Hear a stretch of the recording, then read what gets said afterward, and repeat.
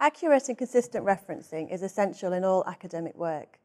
Whenever you use work that's been created by somebody else, you must acknowledge it in two places: by a citation in the main body of your work and by a reference list at the end of your work. In this video, we're going to look at the mechanics behind referencing and give some simple examples.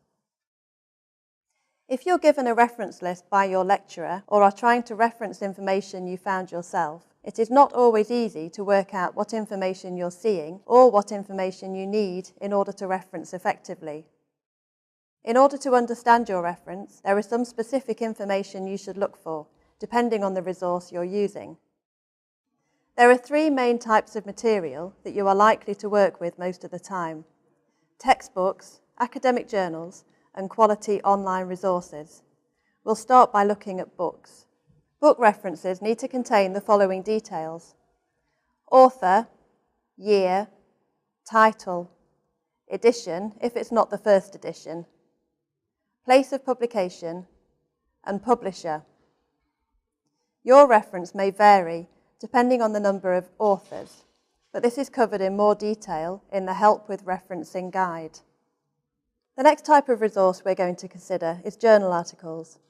Journal articles will give you the information that you can use as evidence in your work, allowing you to make your arguments more clearly.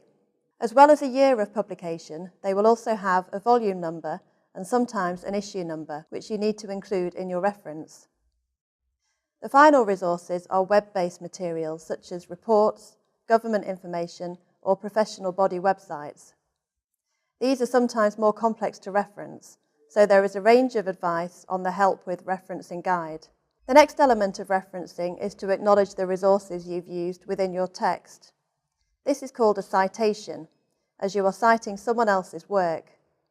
The aim of the citation is to provide enough information for the person reading your assignment to find the full reference in your reference list. If you give a direct quotation, you should include the page numbers as well as the publication date. Finally, there are three simple rules to make sure the reference list is right. The list should appear at the end of your assignment. Items in your reference list should be arranged in one alphabetical sequence by name of author. All the resources that you have cited in your work should be listed in the reference list. Books, journal articles, and websites are likely to be the most common types of material you'll use. For advice about how to reference other sources in the APA referencing style, please refer to the Help with Referencing guide on the Library Gateway.